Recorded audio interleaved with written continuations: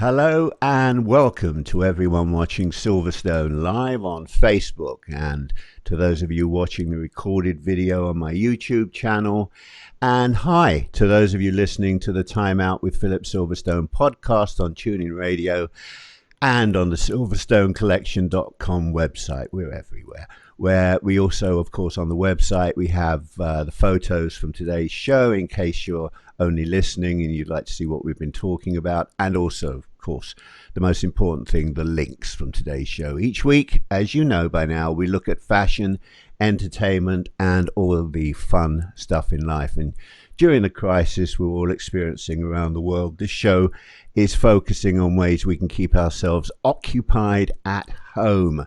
A special guest joins me for the hour, so post your thoughts and your comments during the live show below the live stream for my guest to answer. And please hit that subscribe button wherever you're listening or watching so you can have each week's show delivered to your feed.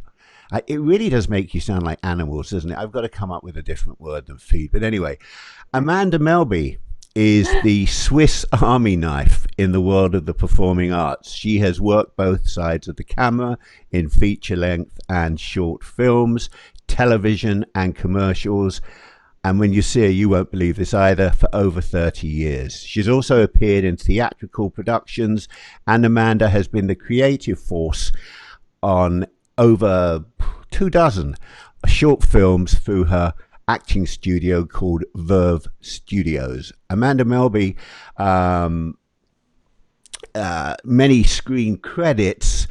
Well, I'm going to mention one, I think, because it happens to be one of my all-time favorite films. And so I'm going to mention that. Among her screen credits is a film that I'm sure many of you saw. It's called The Majestic. It stars Jim Carrey and Martin Landau. And I believe in some flashbacks, she plays Jim Carrey's mum. We'll find that out when we talk to her. In addition to all of this, Amanda is a singer, and a certified aerobics and cycling instructor. And, well, we'll have to delve into this a little bit. She's also a juggler. I think she means she juggles jobs, but her CV says she's a juggler. In Amanda's latest film called Raising Buchanan, in which she stars, produced, and executive produced, she plays Ruth Kiesling, a desperate woman who steals the corpse of a former US president, James Buchanan, hoping to net a large ransom. Complications arrive when it seems no one is particularly interested in getting him back. Amanda's in our virtual green room, and before I bring her onto the show, let's see the fabulous trailer from Raising Buchanan, and let's roll tape. Hey, did anybody find a wallet? I'll go check in the back.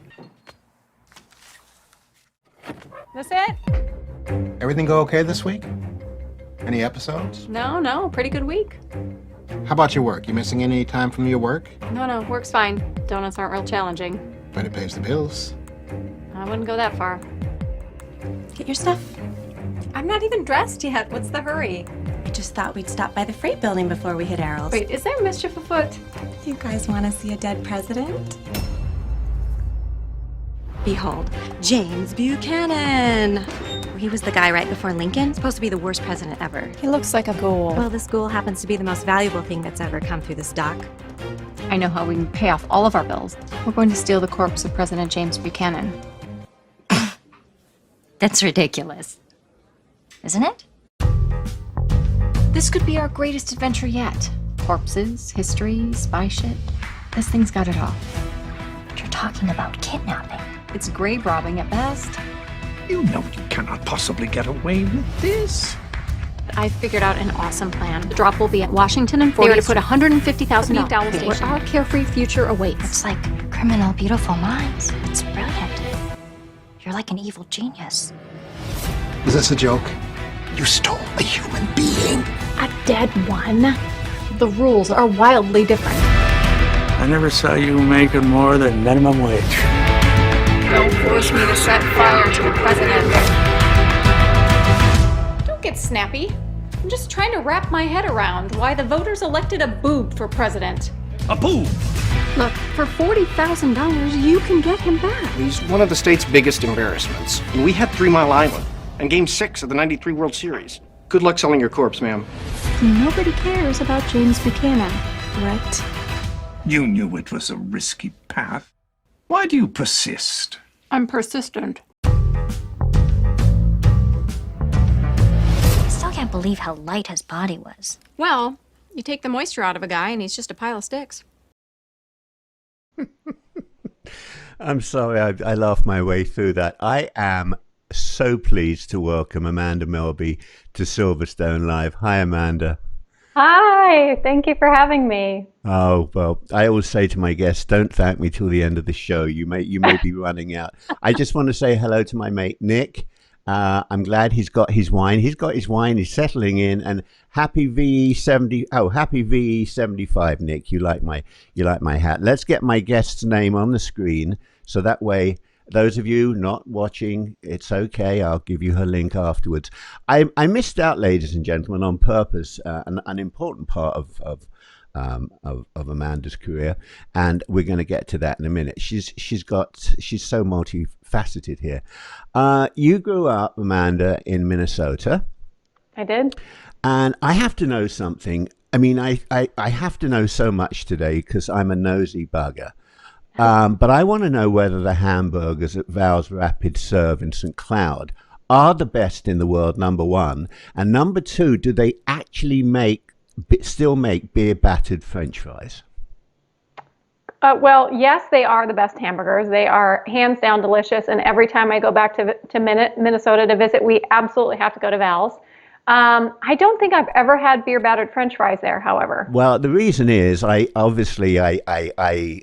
followed some of your posts and things, and you mentioned you hashtagged crack fries, which is no longer allowed to be called crack fries because of the connotation of crack fries. But crack fries are made from beer batter, and when I saw that, I thought, I've got to go there just for that. I don't. There is some sort of seasoning that they put on them that I'm not sure what it is, and frankly, I don't really want to know. But they are delicious, and you just can't stop eating them. They're very addictive. I'm shocked. The burgers only cost like $1.95. It is the tiniest little place ever. There's no place to sit down. You walk in the door and there's a little entryway and you have to put your order in, and then you just sit and you wait, and there's like 5 people working behind the counter all crammed. It's tiny. It's a tiny little place. And you must have gone there when they've been in business now, I'd say about close to 55 to 60 years. So you must have been, you must have gone there. I mean, they'd been open a while, but you must have been a little girl when you went there. Well, yeah, and it's my dad owned a music store called Al's Music, and it was kitty corner from Val's Rapid Serve. And so I used to work at my dad's store, my mom and dad's store. So I would walk over there for lunch. We'd place a call and order it and go pick it up. And I ate it every day when. Well, you've given me a beautiful segue into my next point. That you've answered also a little bit of a question because they had a music store. You began learning to play music when you were just 3 years old in St. Cloud at the Suzuki School. And I'm just curious. They don't appear to be around anymore, but were they called the Suzuki School because they were based on the method created by Japanese violinist Shinichi Suzuki, which teaches children to learn music as if they're learning another language? Is that the Suzuki method? Yes. There's multiple levels of books, but I actually learned to play by ear first, and I learned all the songs by listening. And then I didn't actually read music until years into playing cello. Wow. Wow. Yeah. And then, so music's been it has been your second language since then. And you just mentioned the cello. You began the cello 2 years later when you were 5. And it's still such an important part of your life, both in playing and in teaching. Do you find that during lockdown, you're sort of in a corner of the house playing chamber music? I mean, it's not the happiest of instruments, but it really, I'm sure, helps you focus on other things. That's a very romantic notion, Philip. I wish I had the time to hold myself up in a corner of my house and play cello right now, but I don't. But very soon I will. I will get back to it. I tend to practice a lot when I have a reason to, when I have something coming up, and then I get my calluses back and really dig into it. But otherwise, I don't play a ton. My older daughter plays cello, so I help her, and then my younger daughter plays violin, so I help her. You could start your own chamber orchestra. We could. I just want to tell everyone watching and listening that you were awarded a music scholarship to Concordia College in Moorhead, Minnesota, where you earned a Bachelor of Arts in Theatre and English. And you sat second chair in the cello section of the symphony orchestra. That's a highly coveted position in the orchestra. I mean, you only go to first above that. And I know it's very, very competitive to get to first or second chair. So you must have been damn good. I spent a lot of time by myself in the practice room. Yeah. In fact, I did. Yeah, I played a lot of cello when I was in high school and college. And then, I was a theater major. And so I found that it was really difficult to be a music major and a theater major at the same time, because both required so much commitment outside of the classroom. So I ended up dropping the music major and stayed playing in the orchestra and taking lessons. But I didn't end up majoring in music because I also knew that I didn't want to be a professional musician. In that sense, I wanted to be a professional actor. So I kind of modified things a little bit. But yeah, I spent a lot of time in the practice rooms at Concordia College, that's for sure. Congratulations to you for having that position. And I know that's just one of the symphonies, one of the orchestras you played with. Now that raises another point, which all night I've been thinking about asking you this question, because there's a link here and I'm not sure what it is. But in Raising Buchanan, you play the cello for two amazing works. Firstly, the Cello Sonata No. 1, Opus 38 by Johannes Brahms, which I've always adored. And it's just the performances I've heard are always a beautiful marriage of the cello and the piano, which tends to lead the piano. But I'm very curious about the Sonata Amanda 3 Andante. It was written by Douglas Durant, who died on July the 4th, 2014 in Phoenix, Arizona, after battling leukemia. He was a teacher, musician, great musician and composer. Did he write this for you? And how did you know Doug and his wife Laura? Yeah, he did write it for me. When he first got diagnosed with cancer, they were really going through a hard time, and I had a national commercial that was running, and I had a little extra money, and I gave some to them, and he just was so moved by it that he wrote me a cello piece. So it was really something special, and I was really touched that he wrote it, and it was very difficult. It's very hard. So we found a little bit of it to play in the movie, and I also played at his service. Laura's been such a wonderful friend to me, and also to Bruce Dellis. Bruce is friends with Laura now, and was good friends with Doug, and so it seemed like a really nice way to honor his memory by putting it in the movie. Well, I'm sorry for asking you that, because it's a hard thing to talk about, but I think Laura must have been really chuffed, really pleased to see that in the movie. So good for you. That's you would like Laura a lot. You guys would get along really well. She's wonderful. Well, we'll get to, one day when this is all over, we're all going to get together. We'll hop on planes, and do you remember what a plane is? It's that tunnel thing, that metal thing. When you pursued your acting career, you started with Howard Fine in his masterclass in LA.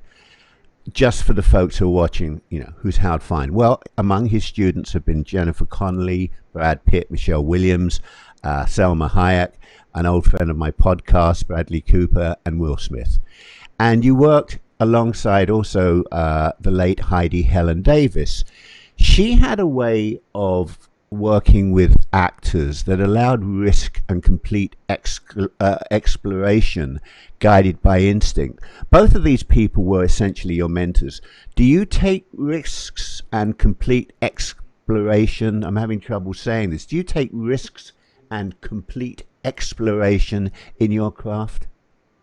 I think you have to, yeah. If at this point in my life, if I'm not doing things that scare me a little bit, that are challenging for me, then I'm not sure why I would be doing them. I've got a full life, thankfully, with a family and teaching, and so the acting, the parts that I take on, I really want to make sure that I'm learning something. I still can learn a lot. There's still a lot for me to learn. So yeah, I want to take on parts that are challenging and risky and things that I haven't done before. Work with people that can help me grow. So absolutely. Do you find that? Do you ever think of Howard and I don't know. I mean, I suppose Heidi on one shoulder and Howard on the other shoulder, looking at you and saying, "Yep, you're doing this." I mean, Howard's still alive, but I mean, I'm not. But do you ever think to yourself? Because I have a situation where when I was a kid, I had an elocution teacher in London. I guess they're called whatever their voice coaches now. And to this day, when I'm speaking to somebody, and if I'm doing it like we're doing it now, I'm thinking of Miss Clark sitting on my shoulder saying, "Enunciate," And do you ever get a situation where a past teacher's sort of breathing down your neck saying? Yeah, I don't think breathing down my neck, because neither one were ever that way. Okay. But Howard's class and Heidi, to that extent too, it's all about process, really making sure that you understand what your process is and your technique is, and following through with that every single part you take. And so there definitely have been many parts where I've taken on where I haven't finished all my work yet. And then I've got that little voice like, "Oh, you didn't look that up yet, Amanda. Oh, you haven't done that yet, Amanda." And that definitely comes from the training with Howard and with Heidi, because you have to know, all of the information. You have to know who you are and your objective and all of that. And so, yeah, if I haven't completed my work yet, I will have that little, I always call it like a mental Post-it note, like, look this up. That's a BS line. Good you haven't training. done that work yet. You had good teachers. Yeah. Yeah. I feel like somebody out of Star Wars. He taught you well, I think I'm going to save you this task, because I know you've been interviewed so many times. I'm just going to give a brief analysis to everyone, very brief, folks. Even those of you in the United States, where most of you are who are watching and listening to this, you probably don't know who James Buchanan Jr. was. So let me just sum this up as succinctly as I can. He was the 15th president of the United States from 1857 to 1861. He was a Democrat from the state where I live, Pennsylvania. He joined the Southern leaders. Now remember, he was the 15th president of the United States, yet he joined the Southern leaders in attempting to admit Kansas to the Union as a slave state. So that obviously upset the Republicans and alienated many Northern Democrats. He only served one term. He said from the beginning he was only going to serve one term. And Abraham Lincoln was elected, won the 1860 election, and the American Civil War began just weeks after Buchanan left office. And it's said that in his betrayal of the national trust, remember, he was a president of the United States, not of the South, not of the North, but of the United States, such as they were. In his betrayal of the national trust, Buchanan came closer to committing treason than any other president in American history. And if you'll forgive me, Amanda, this show is about you, but I also want to just update people on what the film's about, and then it will become about you. So I'm giving you a break from having to repeat something that you've said many times before. Raising Buchanan is written and directed by Bruce Delis brilliantly. It's executive produced by our guest today, Amanda, and Joe Gruberman, and it stars our guest today, Amanda Melby, and the late, great Renee Auberjonois. and a fabulous supporting cast, and I emphasize fabulous, who give amazing performances. Amanda, finally getting to you. You contacted Bruce about creating a project together, and he'd had this nutsy idea about an infamous dead president and a reckless woman, which you not only loved, you loved the story, but you wanted to play the impulsive character who's on a losing streak in her life. Was it the script, the story, the character, or all of the above that turned you on? Well, it started before the script. So going back to that national commercial that I had, I used some of that money as well to start my production company, and talked to Bruce. And I said, Bruce, I'm ready to make a feature. So what are we going to do? What do you have? And so he pitched me on the idea of this Buchanan heist with 3 female friends, kind of this woman-driven story. And so then I said, yep, let's do that one. So then he started writing the script. So he hadn't written the script yet. He just had the idea about it. So it was developed, really between the two of us from the very early stages. So in that case, really and truly, it's great because once he knew you were on board, he wrote it knowing who you are and what you can do. He wrote it around you. Right. He wrote it around you. Yeah. And I've already given the overview of the film, and the film is essentially, it's a simple premise. Mm-hmm. The execution of the film is magnificent. It's a simple premise. You need some money. Your dad is not very well. He's in a care facility. Then you get tied up with a probation officer who you're seeing. You got 3 roommates. You work in a donut store, and if this doesn't sound weird enough already, you get involved with a pretty bad ventriloquist, and you're all part of this caper. It's a caper film, but it's more than that, of course. But what I love is the concept that Buchanan appears and speaks to your character throughout the film. It's an amazing juxtaposition of a flawed, eloquent statesman from a different era and a flawed woman who uses more succinct and colorful modern language in her conversations with him. I love the way his language was written as it may have been in the day. Neither you nor the president, your character nor the president, made good decisions in their respective lives. So the two of you seem to have a lot in common. Is he, in fact, in a way, your alter ego? Well, I think, in a way, for sure. I think Ruth uses him as a way to learn lessons, for sure. We did leave it fairly open-ended for interpretation. I know that Bruce was very careful in crafting the character so that it's not a ghost, it's not an apparition. It's kind of a subconscious thing. It's conversations, and we just present it in a very straightforward, matter-of-fact way, as if I just were having conversations with him. So yeah, I think I end up learning some lessons from him in the end, about legacy and about life and making decisions and altering your course, for sure. I think the opening scene, the very opening scene, is my overused word, but is so brilliant. It's essentially the way I saw it, and of course, seeing a film is subjective.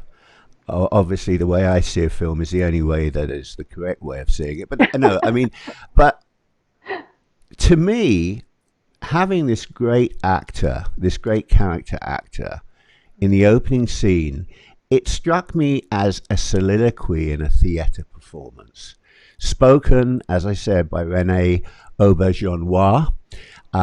It's compelling, it's mesmerizing, and sadly, it's the final and magnificent performance of his entire career and of his life. He died back in December, I believe. Did that scene, I'm assuming you were on set for that scene, I hope you were, did that scene feel like a masterclass in acting to anyone? That's exactly what it felt like. You hit the nail on the head. He had expressed a concern early that, he was older and learning all these lines might be a challenge for him. And Bruce had said to him, hey, it's fine. If you need to make some modifications or we need to do it in parts or if we need to have the script on, it's no problem. We'll get through it. But he sure did not need any prompts. He did not need anything. The first take was brilliant from beginning to end. And seriously, and I don't remember how many takes we did, but only a handful of them. And they were all flawless from beginning to end. And I just remember going back around into the other side of the donut shop and watching the crew watch some of the playback, and they all were just, their jaws were just on the floor. Everybody was in awe of him, honestly. His skill and his talent and his ability to make it real was just extraordinary. I think back, and I thought this, I do watch a film and enjoy it, but it triggers things. And I thought back, there was a late great actor in Britain who I adored, called Dirk Bogarde. And I think it was probably the last film that Judy Garland made. He was in the film. It was set in London, and I think the recent film called Judy was about this. But anyway, Judy Garland was having a bad day, but when the camera rolled, she was on.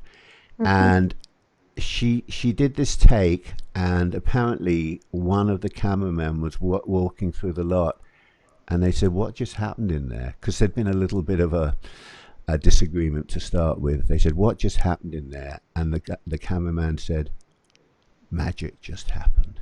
And that's what crossed my mind when I saw this opening scene, which I'm going to watch several times. To me, that's magic. There were two great character actors in this film. There was Renee, who we were just talking about, and the splendid M. Emmett Walsh. Both of them give stellar performances. Yeah. And you've been acting, as I said, for a while now. But can you still learn and steal, or whatever term you want to use, from actors of this caliber? Oh, goodness, yes. If I could be a perpetual student, I would be. I do kind of take that approach in everything that I do, because I can't enroll in school all the time. But I think if you're not constantly learning new things and challenging yourself, then what's the point? Working with both of them was just so wonderful. The second day I was working with Renee, I screwed up a line. And we were, I was like, I'm so sorry, because I didn't want to ruin the take. That's the last thing I want to do, is ruin the take. And he's like, oh, thank God, just takes the pressure off me, Amanda. I was like, okay.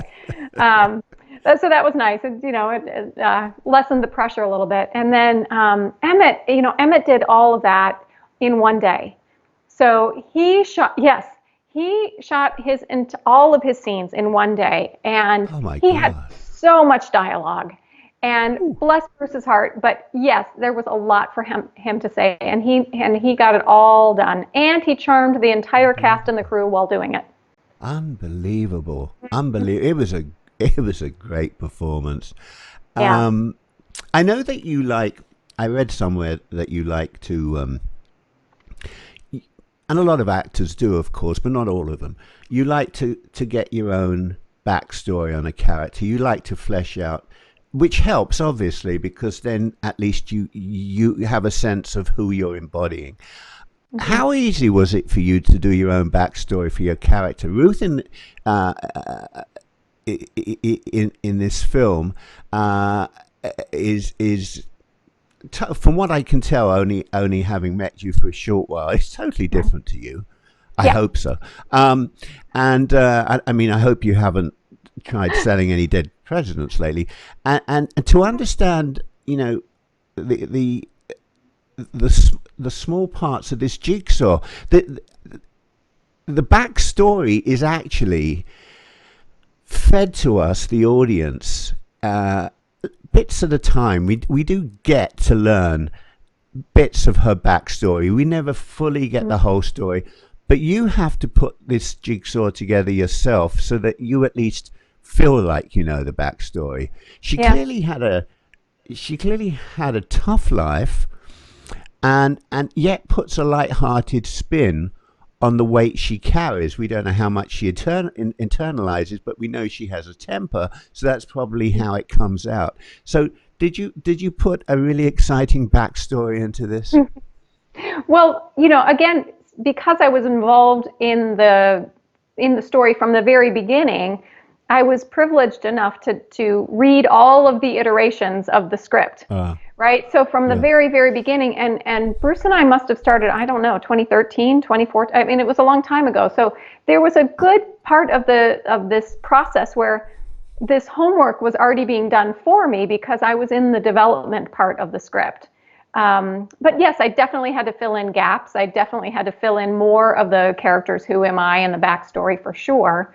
But a lot of that I was privileged to be a part of as the script was developing and as we modified it. So a lot of the information was in earlier drafts of the script that didn't end up making it into the final production script. And a lot of it, we ended up filming but cut out. So yeah, there was definitely a lot in there. But when I teach acting, one of the things that I talk about is a defining moment, right? So if you have a character that you can't really relate to, you have to go back in your life a little bit to a point where you had a defining moment where you made a choice, yes or no, right? And if you and your character can be parallel at that point, right? And you can understand how if you in your life had made a different decision, your life would have gone down this other road.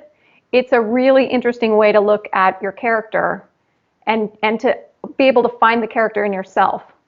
Well, I know that your defining moment, if I can remember correctly, your defining moment was that wonderful, wonderful opening line of what is considered to be Dickens' greatest book, David Copperfield.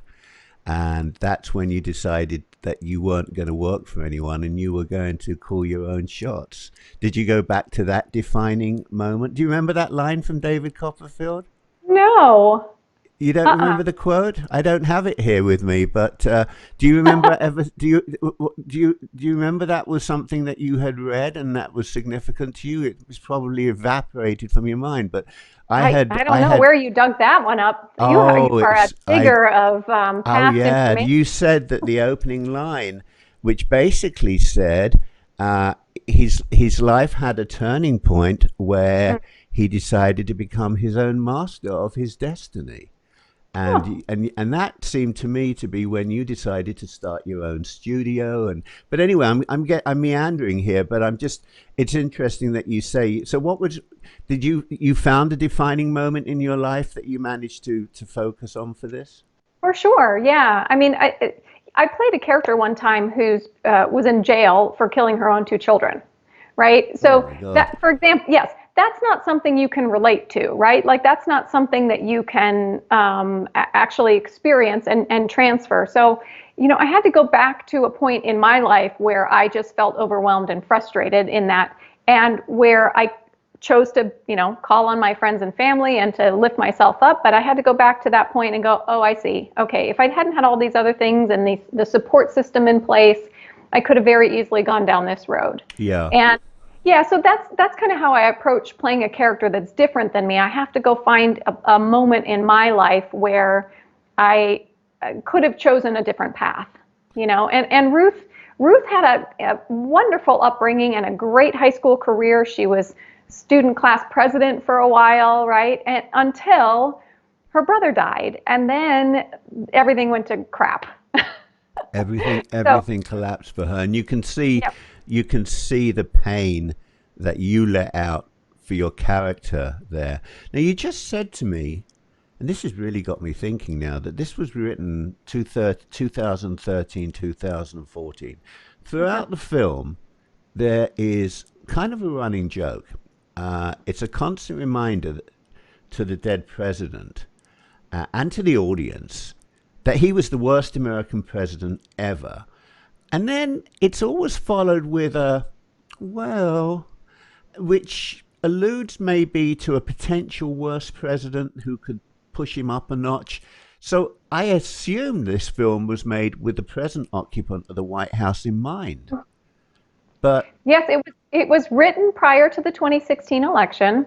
And then, when we filmed it in 2017, we weren't that far into his presidency, our current president. And so it felt like, we needed to acknowledge in some way that things might shift and Buchanan might not always be ranked at the bottom. So, politics aside, even though, of course, I have my own personal preferences, but politics aside, it felt like it would be a disservice and wouldn't really be a relevant film if we didn't address it in some way. So Bruce actually rewrote the last paragraph where I talked to Buchanan the last time I see him in the film. He rewrote that the day of the day that we were filming. But don't give it away. Don't give it away. But there's a wonderful moment. Actually, we saw you speak your line in the trailer, and if anyone missed the trailer, it's going to be shown at the end anyway. But you call President Buchanan a boob. Yeah. And he responds, quote, "A boob could not engender the goodwill to stand for office of President of the United States." Close quote, by the way. Such irony in that statement. Yes.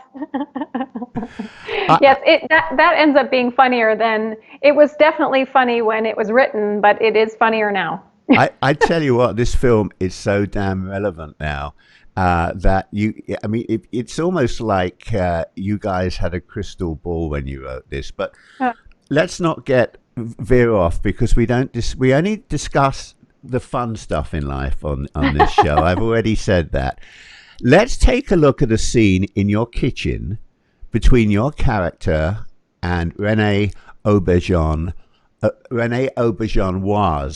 character. Just trying to cover more territory, JB. It's called networking. And in so doing, you have crossed a troubling line.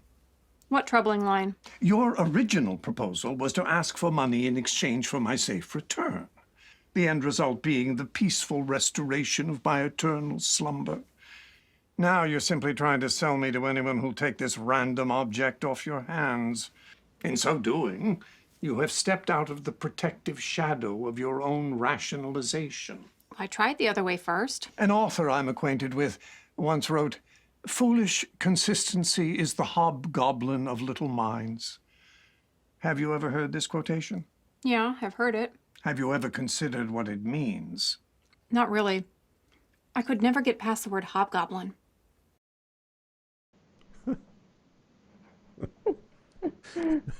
I mean, he's so perfect. I just get the impression that he had such a blast playing this role. He seemed so happy. What a nice way, when you think back at this man's career, just to veer off for a second, when you think back to his career, and this was, I believe, his last performance, as far as I know, what a nice way for him to go, happy and content and creating a wonderful character. Isn't that a nice thought you must have? It really is. I think he had I think he enjoyed playing the character. He certainly embodied it on set, and entertained us, and was just a kind human being, in addition to being ridiculously talented. And of course, we're going to get to this in a minute, but in case people are wondering that, I've seen him somewhere. His most famous role was in Star Trek, but we'll get to that in a minute. The film presents Buchanan as a man of principle and conviction, who can present intellectually sound and persuasive arguments. Is the film telling us, Amanda, do you think, or do you know, that even terrible presidents, I should say, but no, even terrible presidents' reputations can possibly improve with age and in death? I don't know that Buchanan's reputation is going to get any better. And, like we said in the movie, it just means he might not be the worst one ever, but that doesn't mean that he was going to be any better. So, you know, he was one of those humans that had a remarkable resume. You know, there is no reason why he should have been a terrible president. He had a ridiculously solid CV, as you say, right? That he should have been a very successful president. And he just really wasn't. He just was stubborn and, you know, set in his ways and didn't adapt. He was, I think, had an inability to adapt. So, but Bruce is really the Buchanan scholar, not me. Well, the thing about Buchanan, and I don't know if this rings true of any other presidents, but he wouldn't listen to what he was told to do. He did what he felt he should do, and he often did the wrong thing. I can't think of any other president that might have done that. But I mean, he screwed up by supporting slavery and not, you know, as I said at the beginning. But anyway, I now may, you know, some of the research I've done on you may have been misinformation. Who knows? I mean, it came from the internet. No, it didn't. It came from lots of places. I know, as far as I know, you're very good at improv and extemporaneous presentations, which you've done throughout your career. So I'm looking at this film and I'm thinking to myself, given that I already know this about you, was there any opportunity to go off book and throw in a few of your own lines during filming?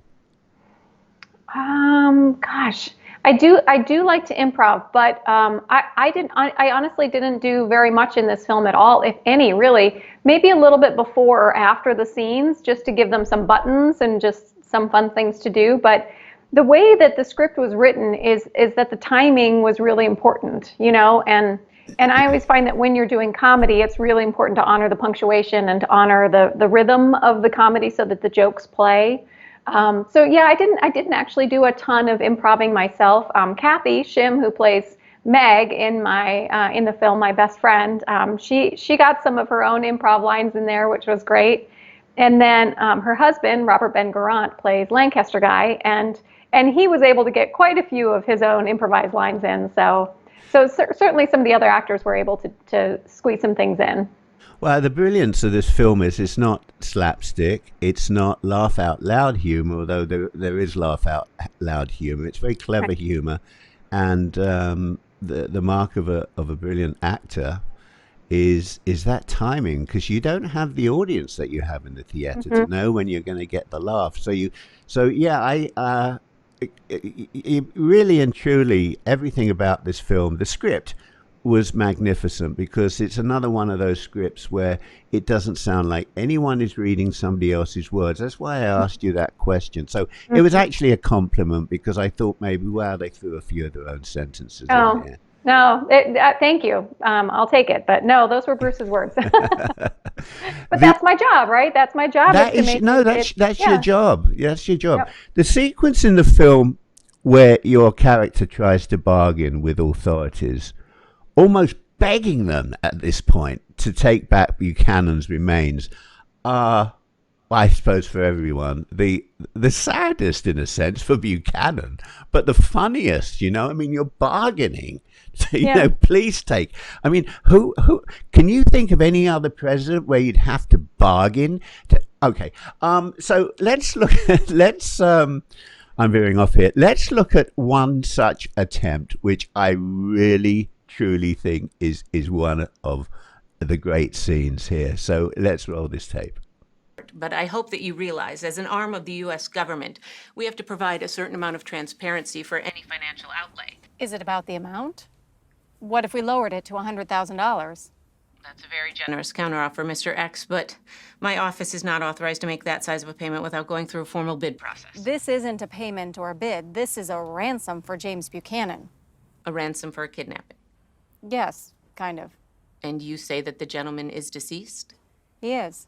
As I understand the protocol of a kidnapping, the basis for a ransom or the collateral is the life of the person being kidnapped. A kidnapped victim with no life has no leverage. You understand my point, Mr. X? You understand that this is a former president we're talking about, right? I'm aware of Mr. Buchanan's former occupation, but you have no collateral with which to bargain.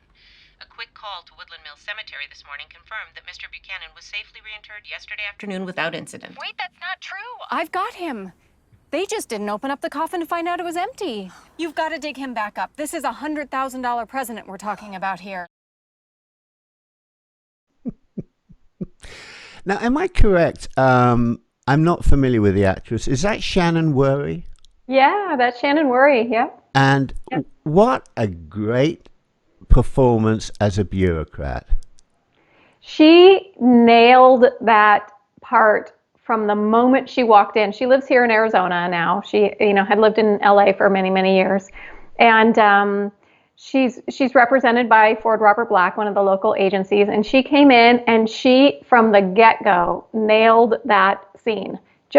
And we called her back, and we called back some other wonderful actresses too. And she just got it. She just got the dry, no nonsense, no fluff, just cut right to it approach of this character right from the get-go. So she was number one choice at the moment we heard her read. And I just like, and this is what I'm getting back to again with the script. There's just a beautiful rhythm in the way, and the pacing in the way she delivers those lines, and it's just an ear from the writing side, an ear for the way that you would expect somebody in government to respond so dryly about that. And Nick, has just said, I don't want to get into this, Nick, but he in response to what we just ran, he said about what our current president is worth, if that. That's a comment from one of our viewers. That's not in any way a comment from either of us on the screen right now. We do not discuss politics there. But point taken, Nick. Get back to your wine. So I wrote a few notes down to myself.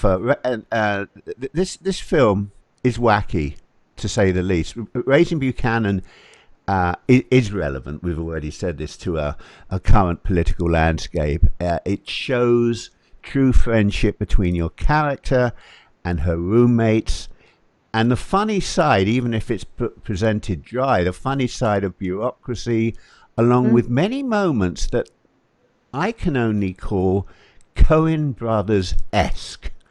I mean, being interrogated, I think it was Zoe Yeoman. Zoe Yeoman, yeah. So you've been interrogated by Zoe Yeoman's Captain Jarvis, who, for no apparent reason, not relevant to the film, and I'm not giving anything away, she's got a neck in a brace. And she may very well have an ear missing. We're not sure about that. And during this conversation, I'm not going to go into that, but during her scene, she's suddenly interrupted by a group singing Happy Birthday with a birthday cake. If that's not surreal in a film, I don't know what is. But if I have one takeaway from your film, it's that desperate times call for desperate measures. And these were these were all good people just trying to live the American dream. Does all of that sum this up fairly well, what I just said? Yeah, I think so. I mean, I think humans at their core, for most humans, they're good people and good human beings. And people can't, they can't control how they're born or where they're born to. And some people can't rise out of it, and some people can. And Ruth and her friends end up making some bad decisions, and they're not bad people, but they definitely make some bad decisions. I do like I do like your choice of wigs in the film. Oh yeah, as if nobody would recognize you, of course. I mean, you had it all. This was a real caper film. You had it all figured out. The wigs, and there are, as you have said, in the promotional pieces that I've read, there are 25 speaking roles. 19 of those roles, and good for you, feature underrepresented groups. The production team, we're not going to go into this, but I have to just mention this. People can go on the internet and see this. The production team also received and deserved the kudos following unacceptable on-set behavior from a relatively high-profile actor. You chose to replace the actor, which is not easy for a small production on limited funds because it involves reshooting, rehiring. There's money involved, and you don't have that. Given the timing of this incident, which happened, I think, around the time that the Me Too movement started its accusations and became a high-profile movement, this was particularly relevant.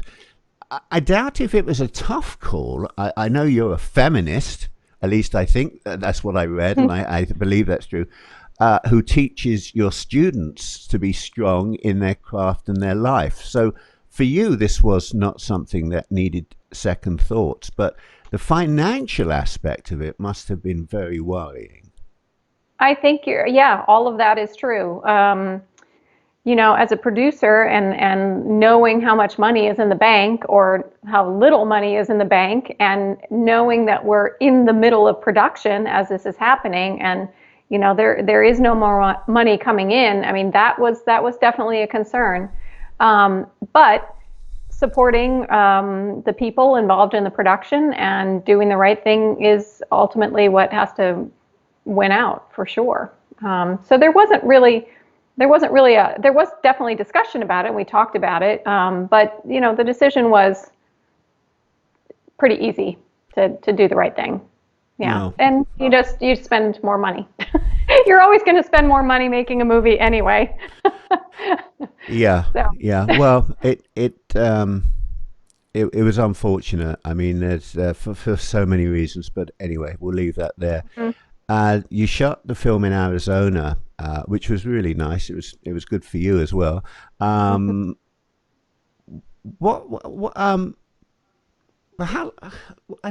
got so many questions. I'm looking at the time, so let me just ask you the one thing I don't know. Normally, an independent film, from my previous guests on the show, seems to normally comes into a running schedule of about 13 days. How long was your shoot? Yeah, it was 19. 19? Yep. Oh, 19 days, yeah. Would that have been 19 if you wouldn't have had to recast? Or did you recast during the shoot? So? We recast during the shoot, and we added length onto one day to recast in order to reshoot that one scene. But no, we didn't add another day. We just had really, really long days. Yeah. Wow. Well, I want to take a moment here just to pay some respects to the people involved. Bruce Delis, who wrote the film. There he is. He's sitting in. It looks like that was shot in a Barnes and Noble before the lockdown. But anyway, there's Bruce. Oh, that was at the library. We were at the. Oh yes, you were at the library. Yeah. Of course. That's our set. Yep. That's your set. Yes, it was a real library. Yep, it was. Rene Auberjonois, so everyone could recognize him now. He played Clayton Endicott III on Benson and Odo on Star Trek Deep Space Nine, and he was Paul Lewiston on Boston Legal, the late and great actor. We were talking about M. Emmett Walsh. Now, he looks like a good old Irishman, he does. I don't know what his heritage is, but I'll put money on that. Wager a bet he was from Ireland. This man was totally brilliant. They all were. Terence Bernie Hines. Yeah. He was your probation officer. Yep. Who tended to do strange things with a pen, but we won't give that away. Kathy Shim, who you said ad-libbed a lot. She was your roommate and also worked in the donut shop with you, right? Yep. Next we have, who do we have next? Jennifer Fausgraf. She obviously comes from, her heritage must be from the Rheingau in Germany. She has such a beautiful freckled face. Mm-hmm. And she's a good actress. Yes, and Bruce said, I don't want to cover up the freckles in this movie. We're not covering them up. We got to see them. No, not at all. It was they were cute. Yeah. Can I say that? They were cute. Yeah, you can say that. Who we got next? Steve Briscoe. He was really funny, and I must say, I am very pleased what happened to him towards the end of the film. That's all I'm saying. No, he didn't die, folks. He didn't die, but I went yes when when whatever happened to him. And then we have mentioned already, you have mentioned Robert Ben Garant, who you said did you say it's Kathy Shim's husband? Yes, they're married. I didn't know that. Look at that face. Yeah. Only she could love a face like that. They are the sweetest, and they have the two most adorable children. And if I think I read somewhere that didn't Bruce Delis have a scene, a small role, or even a voice in the film? Yeah, he did. He actually ended up doing quite a few voices. He was the butler on the phone, so he was the voice of the butler when I called the rich lady. But he also, if you listen carefully, he also ended up voicing a bunch of the TV, when we're watching TV and things. He ended up recording a bunch of narrative for the television shows that we were watching. So you have to listen very carefully for those. Yes, no, well, yeah, we heard all of those. You got another 5 minutes or so? Sure. Okay, well, I only do this with certain guests, and you are you are an amazing guest because, and I've said this to a few guests recently, but the thing I like about you is you've had a smile on your face for the last hour. I don't know if it's because you're just suffering me and you're going, oh, when is this good? But you're so engaging, and it's lovely. It's lovely to have somebody. I'm having a good time. Good. So this, if you ever watch the Actors Studio, this questionnaire is I attribute to James Lipton, Bernard Pivot, and Marcel Proust, and it tells me a lot about my guest. And you can say what you want this if you wish. What's your favorite word? Favorite word? Yeah. Oh boy. You can pass if you can't think of it, because I didn't prepare you for this. Word. Boy, I don't know. My kids could probably answer that better than I could.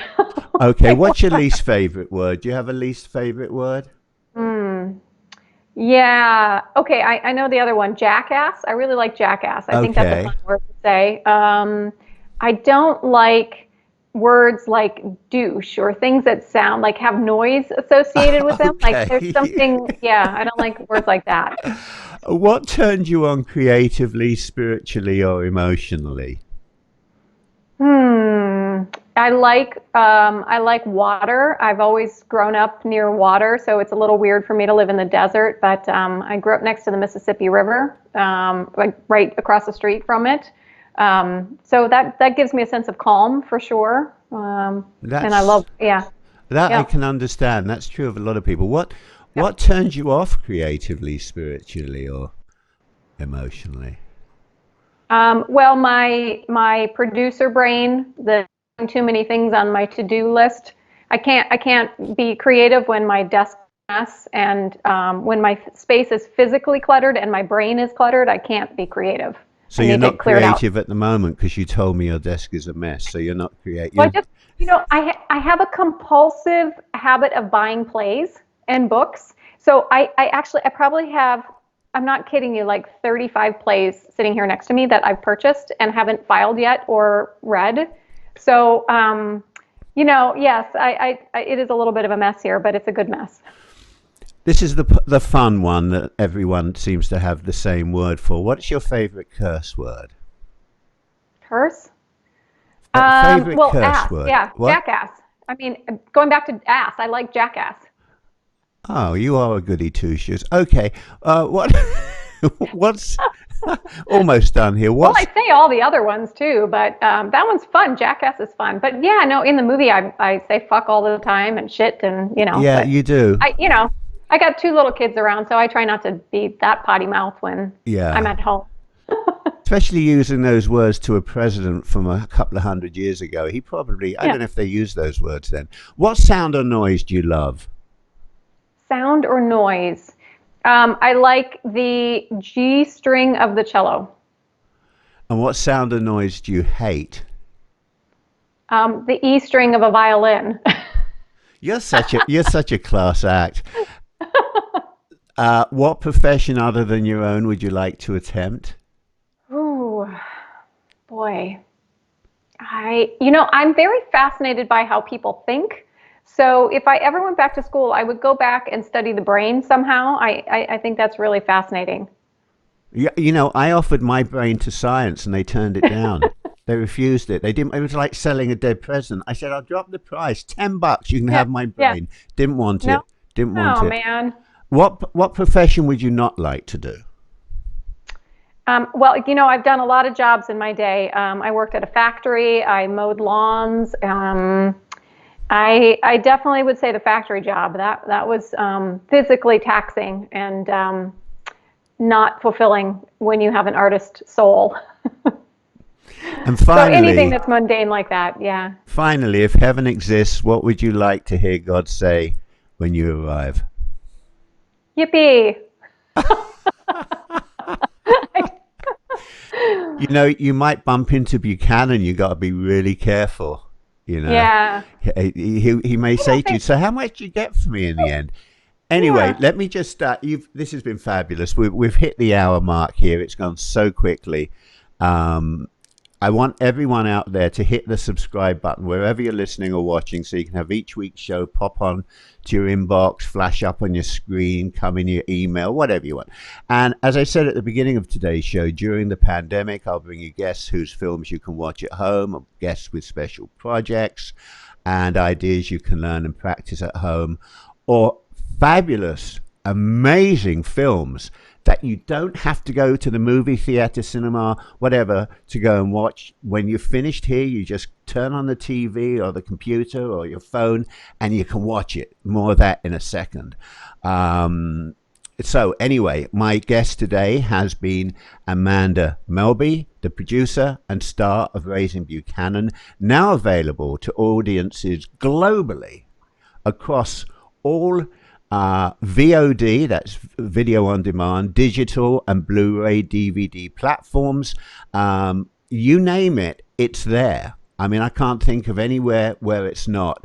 But the best thing is, because I'm not going to go through a whole list now. Best thing is, for those of you watching this, you've seen on the screen the entire time for the last hour, raisingbuchanan.com. That's the website to go to where you can get all the information. You can get photos from the movie. You can get some video. You can find out all the stuff about it. If you want to go to Instagram, it's Instagram.com, obviously. I don't have to give you all that crap. It's Raising Buchanan on Instagram. Facebook, guess what? It's Raising Buchanan Movie. And Twitter, it's Raising Buchanan. It doesn't get any easier than that.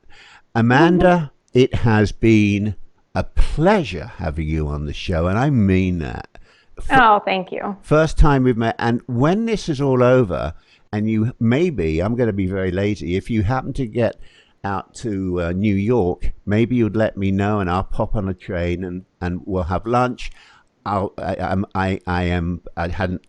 show I hadn't mentioned this, but I am a photographer now as well. I'd love to get some shots of you. You got to come made up like that though, because you look beautiful like that. Well, it'd be my pleasure. I would love it. Yeah. So, but listen, I hope you and your family remain safe and healthy. And to everyone watching and listening to the show around the world, stay indoors, wash your hands regularly, and we'll all be through this crisis very soon. To those of you in the UK who celebrated today, it's May the 8th. It's the 75th anniversary of Victory in Europe Day. I hope you had a good celebration despite the fact that you couldn't go out and celebrate it. But it's VE Day everywhere on this particular day. I'm going to close out the show the way I opened it with the trailer to Raising Buchanan. Amanda, I love you for being on the show. I love my audience. Thank you. I love you. And until we next talk, Amanda, stay well. Thank you. And folks, I will see you all next week. So now let's go to the trailer for Raising Buchanan. Hey, did anybody find a wallet? I'll go check in the back. This it? Everything go okay this week? Any episodes? No, pretty good week. How about your work? You missing any time from your work? No, work's fine. Donuts aren't real challenging. But it pays the bills. I wouldn't go that far. Get your stuff. I'm not even dressed yet. What's the hurry? I just thought we'd stop by the freight building before we hit Errol's. Wait, is there mischief afoot? You guys want to see a dead president? Behold, James Buchanan. He was the guy right before Lincoln. Supposed to be the worst president ever. He looks like a ghoul. Well, this ghoul happens to be the most valuable thing that's ever come through this dock. I know how we can pay off all of our bills. We're going to steal the corpse of President James Buchanan. That's ridiculous. Isn't it? This could be our greatest adventure yet. Corpses, history, spy shit. This thing's got it all. But you're talking about kidnapping. It's grave robbing at best. You know you cannot possibly get away with this. I figured out an awesome plan. The drop will be at Washington and 40th. They were to put $150,000 Dallas where Station. our carefree future awaits. It's like Criminal Beautiful Minds. It's brilliant. You're like an evil genius. Is this a joke? You stole a human being. A dead one. The rules are wildly different. I never saw you making more than minimum wage. Don't force me to set fire to the president. Don't get snappy. I'm just trying to wrap my head around why the voters elected a boob for president. A boob! Look, for $40,000, you can get him back. He's one of the state's biggest embarrassments. And we had 3 Mile Island and Game 6 of the '93 World Series. Good luck selling your corpse, ma'am. Nobody cares about James Buchanan, right? You knew it was a risky path. Why do you persist? I'm persistent. I still can't believe how light his body was. Well, you take the moisture out of a guy and he's just a pile of sticks.